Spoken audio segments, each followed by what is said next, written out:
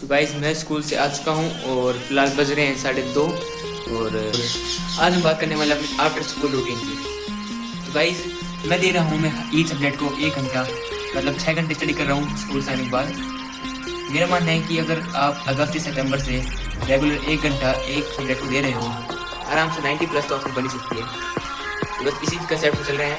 तो मैं आपको बताता हूँ मेरा रूटीन आज का।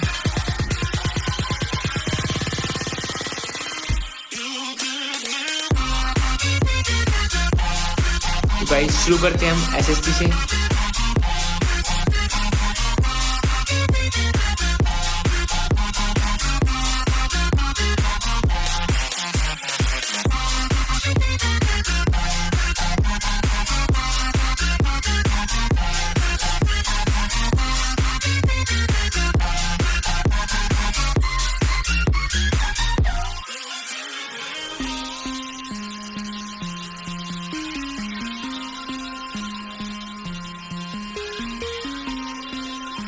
गाइस अब बज चुके हैं 4 और शुरू करते हैं मैथ्स।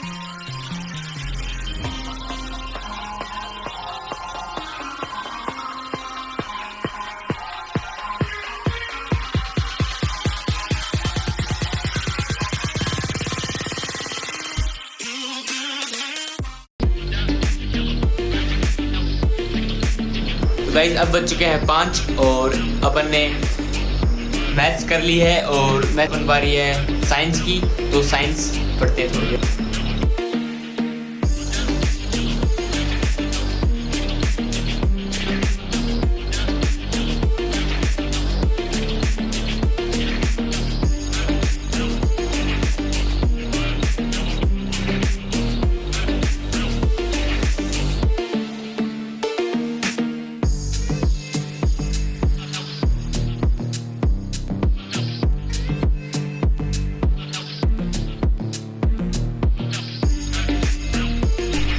गाइस अब बज चुके हैं 6 और अपन ने मैथ कर ली है, साइंस भी कर ली है।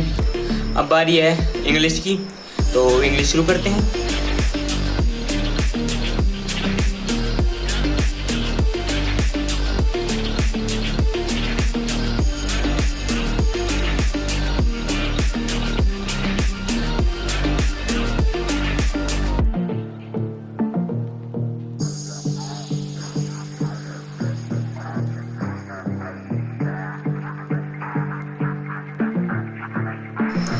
तो गाइस अब बज चुके हैं 7 और बाहर फिलहाल अंधेरा हो रहा है। तो अब हम डिस्कस करते हैं थोड़ी स्ट्रेटजीज जो आप यूज़ कर सकते हैं अपने प्रिपरेशन के थ्रू।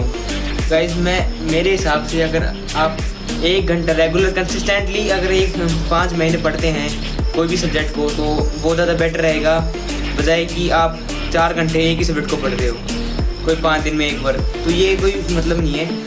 तो बेटर ऑप्शन ये रहेगा कि आप 1 घंटा रोज़ाना हर एक सब्जेक्ट को दें और कंसिस्टेंट रहे अपने वर्क के लिए।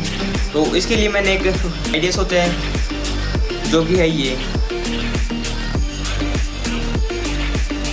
आप ऐसे टेबल बना सकते हैं हर मंथ, इसमें आप पहला कॉलम रखेंगे डेट का, फिर कंटेंट का, फिर टाइम का और फिर सिग्नेचर की जगह अपन खुद से सिग्नेचर करने हैं और हर रोज़ डेट डालनी है। फिर कंटेंट में क्या करना है, जो आप पढ़ रहे हो वो कंटेंट डालना है और जिस टाइम पे आप पढ़ रहे हो वो टाइम डालना है।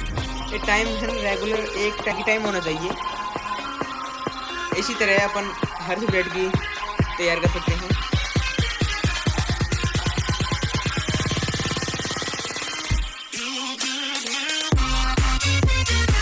आज का टाइम टेबल था, तो अपन यहाँ तक पहुँच चुके हैं इंग्लिश तक।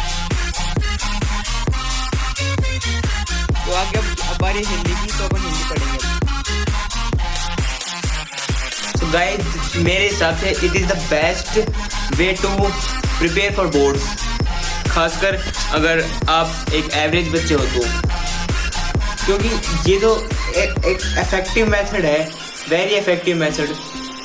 तो गाइस अगर मैं बात करूँ आपको पढ़ना कैसे है, तो उसके लिए सिंपल आइडिया है कि इंग्लिश और हिंदी और एसएसटी और संस्कृत, इनमें क्या करना होता है, इनमें आपको एनसीईआरटी पढ़नी होती है। एनसीईआरटी की रीडिंग लगाना ज़रूरी है। इनमें एनसीईआरटी की रीडिंग लगाओ और गाइड में से, रेफरेंस, एग्जाम्पलर में से क्वेश्चन सोल्व करो, ठीक है। जितने आप ज़्यादा क्वेश्चन सॉल्व करोगे उतनी आपकी कैपेसिटी बढ़ेगी, जिससे आपकी प्रैक्टिस एनहेंस होगी और आप अपने सब्जेक्ट में परफेक्ट होंगे। तो ये एक बढ़िया तरीका था याद करने का। और अगर मैं बात करूँ साइंस की और मैथ की, तो मैथ में अपने को फुल टाइम देना पड़ेगा प्रैक्टिस में और बार बार अपने को एक्सरसाइज सॉल्व करनी पड़ेगी। अपने को कम से कम समय में एक एक्सरसाइज सॉल्व करना पड़ेगा।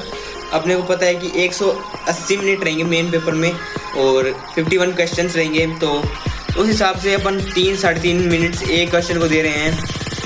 तो उस हिसाब से अपन प्रैक्टिस होनी चाहिए अपनी कि अपन एक क्वेश्चन को 3 मिनट में कर सकें। तो अपन ये प्रैक्टिस नहीं होगा, बार बार प्रैक्टिस करना पड़ेगा अपने को। इसलिए मैथ का तो प्रैक्टिस ही होगा, इसलिए आपको कुछ नहीं करना पड़ेगा। और रही बात साइंस की, तो साइंस तो आपको समझना पड़ेगा। जब तक आपके कंसेप्ट क्लियर नहीं होंगे साइंस में, तब तक आपको समझ में नहीं आएगा कुछ भी। तो द मोस्ट बेनिक टिप इज़, जो रेगुलर चल रहा है क्लासेस में, वो आपको घर आके रिवाइज ज़रूर करना है, जिससे और अगले दिन जो डाउट अपने वो डाउट रख के अपने टीचर से पूछना है। आई बिलीव डैट कि अपने को कोई ऑनलाइन कोर्स की ज़रूरत नहीं है, कोई ऑनलाइन वेबसाइट, कोई ऑनलाइन क्लासेस की ज़रूरत नहीं है। अपन सेल्फ स्टडी करेंगे। अपने स्कूल में 50,000 फीस दे रहे हैं, अपन 50,000 फीस दे रहे हैं, तो उसका क्या फ़ायदा।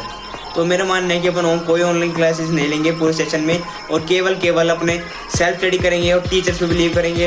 अपने टीचर्स पे भरोसा रखो और खुद पे भरोसा रखो। बस मेरे इतना ही कहना है। गाइज अब हिंदी पढ़ते हैं और फिर खाना खा के सो जाते हैं। आपको अगर कल का भी रूटीन चाहिए तो मैं कोशिश करूँगा कल का भी रूटीन डालने का, ठीक है। तो ये